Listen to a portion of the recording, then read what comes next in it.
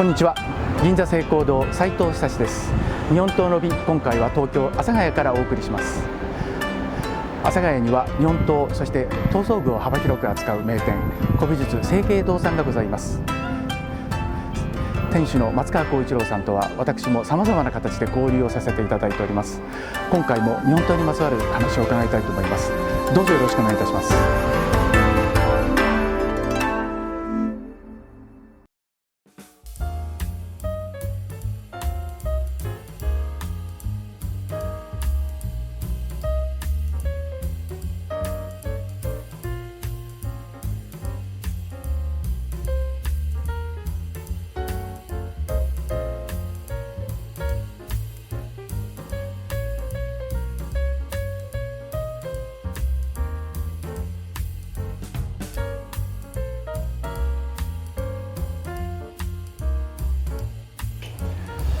まずですね、我々のこの縁というか、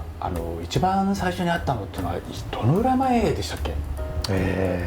また僕が駆け出しの頃でしたので、もう20数年になりますね。ああ、もうそんなになりますかね。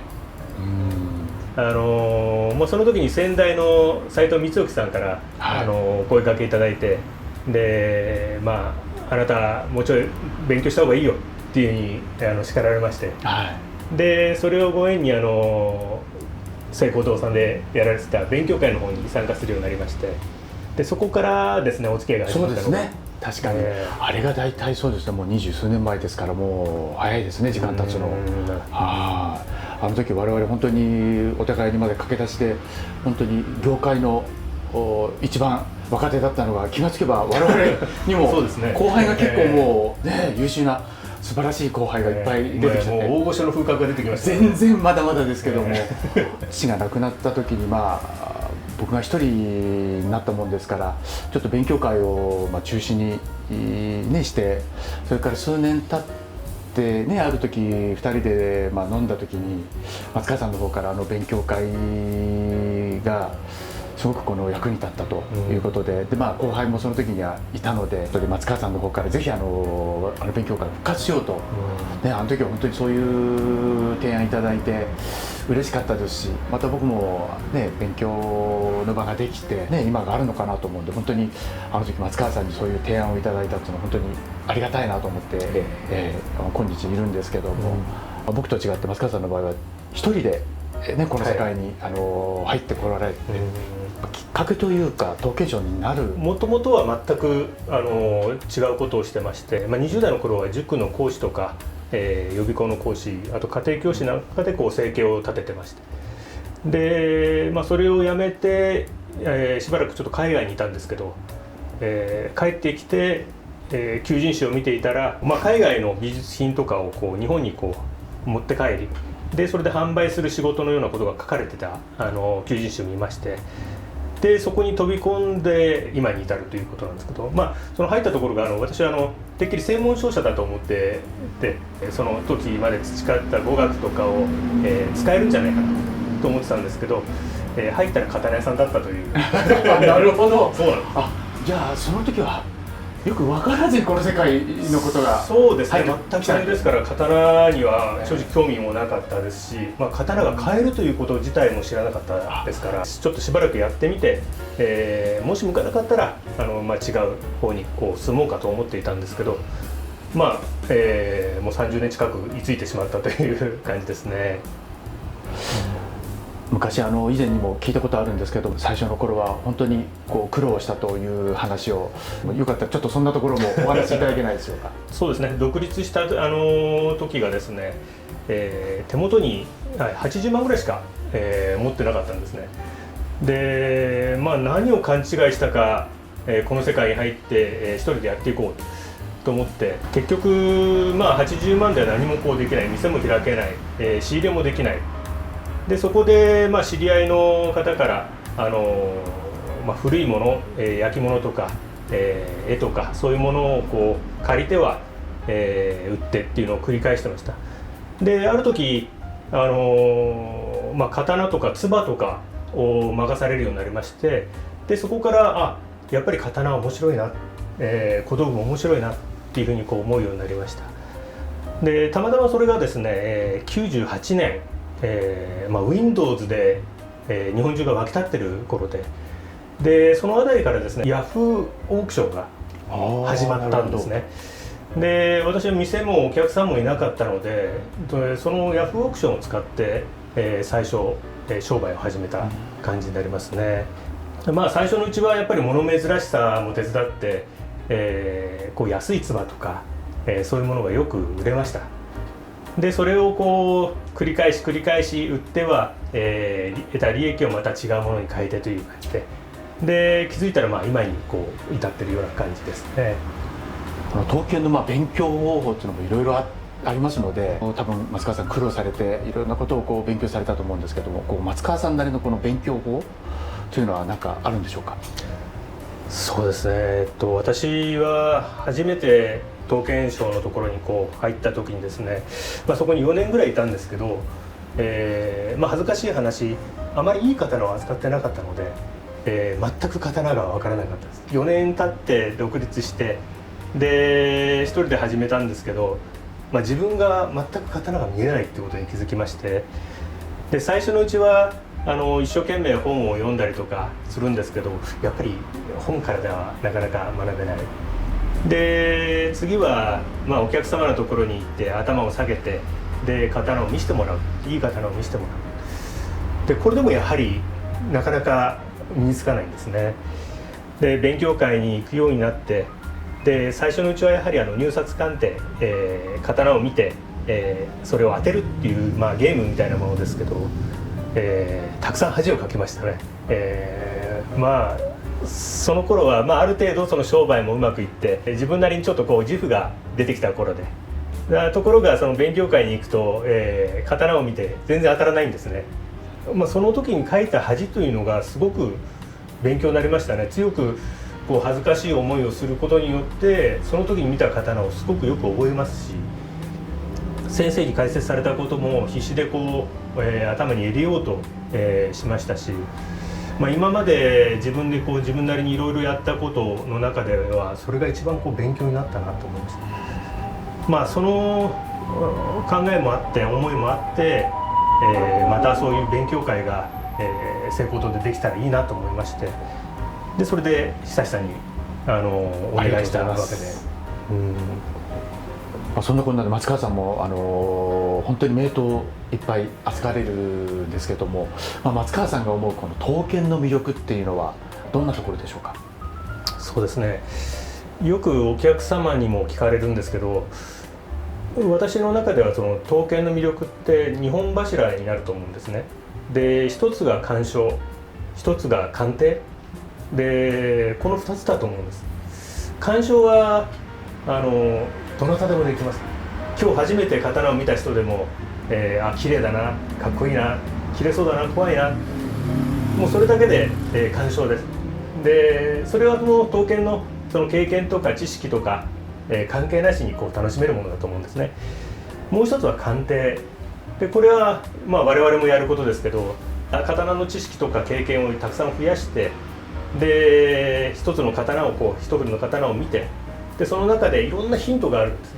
でそれをできるだけたくさん抽出して、で自分の中でそれをこう構成して、でその刀が何時代の刀か、どこの国で作られたか、誰がこう作ったか、でそこまでこう絞れる、これ高度な鑑定ゲームですね。でこの2つだと思うんです。これはここから見るとやっぱりこう初心者、今日初めて刀を見た人も楽しめる、何十年やられた方も楽しめる、この2つの柱があるからこそ刀ってこう面白いのかなと思いますね。確かに奥の深いもんですよね。1年や2年で、鑑定の場合は分かるようになるわけじゃないので、本当に奥が深いので、またそこが面白くもあり。そうですね。それでは名刀紹介ということで、本日は2振り名品をご紹介いただけるということで、まず1振り目よろしくお願いいたします。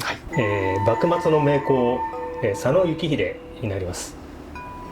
土佐の藩校でして、もともとは土佐に生まれて江戸に出て江戸で修行するんですけど、非常にこう才能豊かな方だったみたいで、師匠はあまりこう知られてる人じゃないんですが、この人だけはなぜか傑出した、作を打つようになりまして、幕末でも最高の、刀匠の一人として数えられています。特徴的なのがですね、この人はすぐ刃の名手として知られているんですが、この刀は珍しく、乱れてるんですね。佐野幸秀の中では非常に珍しい作風となると思います。鍛えもすごくいいですね。見た目というよりは正目に近い流れ心を見せてよく澄んでいます。傑出しているのはやはりこの匂い口ですね。煮えがよくついて匂い口が深くなって、それで元から先まで均一に煮えがついています。で非常に匂い口が明るいっていうのもやはりこの人の特徴でもありますね。珍しいのがですね、この佐野幸秀、ここに顔が入っているんですね。顔の入っている作というのは、もう数振り、10振りとないはずですね。残されているものでは、数振りになると思います。この刀は為銘といってですね、注文主の銘がこの反対側に切られているんですね。でこちらに足立正達伯これとあるんですが、この足立正達という方が、この佐野幸秀に注文をして、特別に作らせたものになります。足立正達というのがですね、土佐藩の藩士だったようで、小栗流という土佐藩に伝わる柔術ですね、継承者であるみたいです。私も先ほどちょっと拝見させていただいたんですけども、珍しいのはやっぱり解説していただいた通りこの乱れてるという、ただ乱れてるんですけども、やはりこの幸秀の良さですよね。この煮えが深くて、そしてこの帯状の普段ですとそれがすぐ刃でいくところがでいて、乱れてるっていうところがこの方の本当に魅力ですし、顔っていうのは正直私は本ではあれなんですけども、現物顔入りの銘のものっていうのは今回初めて珍しいですね。素晴らしい名刀ですね。でこれはあれですか、重要刀剣。そうですね、重要刀剣ですね。やっぱりそうですよね。これだけの出来ですから重要になってるのは当たり前ですよね。素晴らしいものですね。こちらもその当時この刀の製作時に合わせて作られたものですので、大変希少ですね。いい状態で残っていますね。素晴らしい名刀ですね。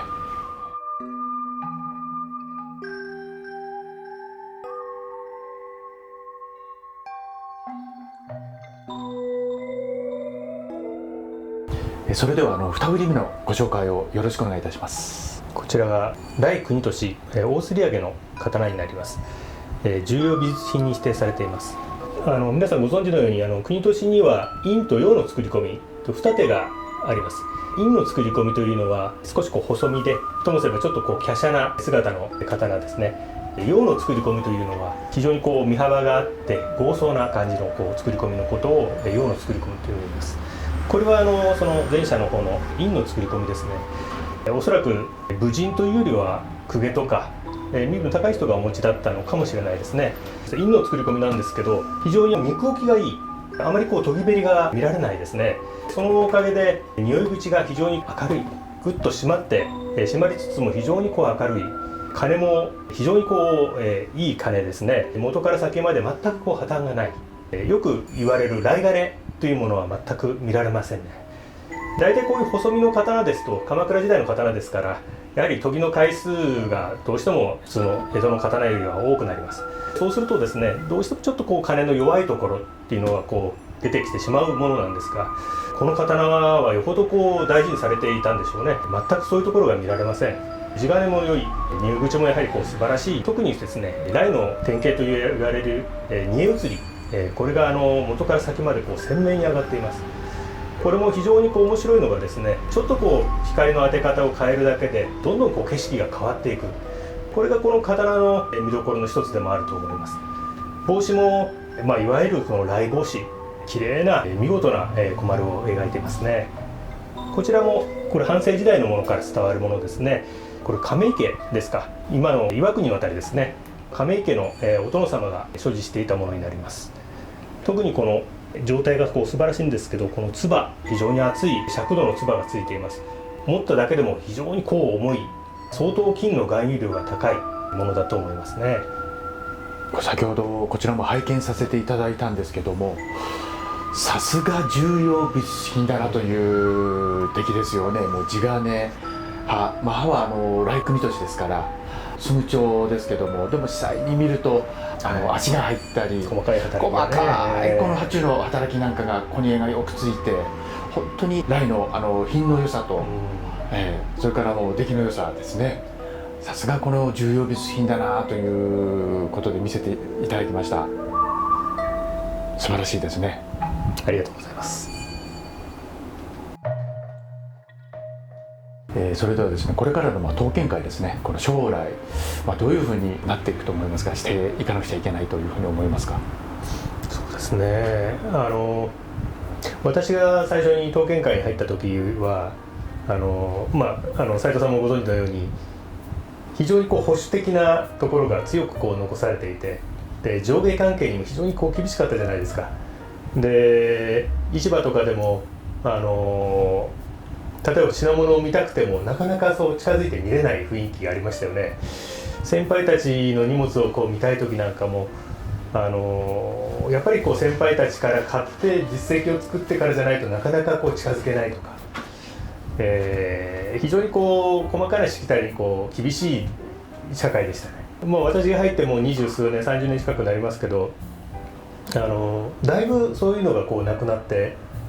後輩も先輩に近づきやすい雰囲気っていうのが出てきたと思うんですよ。そういうだいぶ風通しが良くなってきた。でいろんなタイプの刀剣商の方々も出てくるようになってきて、多様性も出てきましたね。でやっぱりそういう利点を生かして、どんどん後輩の入ってきた人たちがどんどん先輩に、話しかけて、いろいろと知識とか経験とかそういうものを引き出して、でまた次の世代にそれを伝えていってほしいなっていうのがあります。あとですね、やはり市場がだいぶ変わってきたと思うんですね。私が入った頃はまだ国内だけで商売が成り立った。もちろん海外との取引もありましたけど、国内だけでもなんとかいけました。ただやはり10年20年経ってみると、日本の市場ってどんどん小さくなっている。刀剣市場もそうです。でこのままだと刀の価値っていうのも、どんどん低くなってしまう。刀の価値が低くなると、やっぱり先に未来に刀を残していくということが難しくなってくる。我々はやっぱりもっと発信力を高めて、刀の価値を上げていかなければいけない、市場を広げていかなければいけないと思うんですね。ですから海外との取引も大事になってきますし、あと海外への発信っていうのもすごく大事になってくると思うんです。これがやっぱりこれからの課題じゃないかなと思いますね。確かにそうですね。具体的にどんなことができるんでしょうか。そうですね、難しいですけどね。正直なところ、私は20年ぐらい前は海外に、刀を売るというのに少し抵抗があったんですね。やっぱり日本固有の文化財なので、海外に出してしまうのはすごくちょっと残念な気持ちがあったんです。あとやはり心配なのは海外の方で刀を買われる方、非常に情熱を持ってで、大切なお金を使って日本刀を買って、という方が多いと思うんです。それはいいんですけど、その方がもし亡くなられた時に周りに全く刀のことを知る方がいないとなると、その刀がひょっとしたらそこで朽ちていくかもしれない。でその不安もやはり強くあったので、幸いなことに最近は研ぎ師さんとか海外の研ぎ師さんとか日本で修行されて、自分の国に戻って、工作をされている方、だいぶ増えてきました。やはりそういう方をどんどん増やしたりとか、あと手入れとか保管とかそういうことももっと海外に向けて発信して、啓蒙活動をしていくというのがすごく大事なんじゃないかなと思いますね。そうですね。それはもう我々、それからこの下の世代、後輩の人たちとですね、一緒になって取り組んでいかなきゃいけない、大事なことですよね。日本刀ロビ今回はいかがだったでしょうか。松川さんはですね、若い頃から本当に裸一貫で努力をされてここまで来られた方で、生前ですね、私の父も、同年代だけども松川さんをよく見てろと昔言ってましたけども、その言っていた意味がですね、最近少し分かるようになってきまして、とにかく松川さんはじめ、他の仲間、後輩たちとですね、日本刀をですね、国内は、もちろんですけども世界にですねどんどんこう発信をしていきたいと思っております。今後ともよろしくお願いいたします。今日はありがとうございました。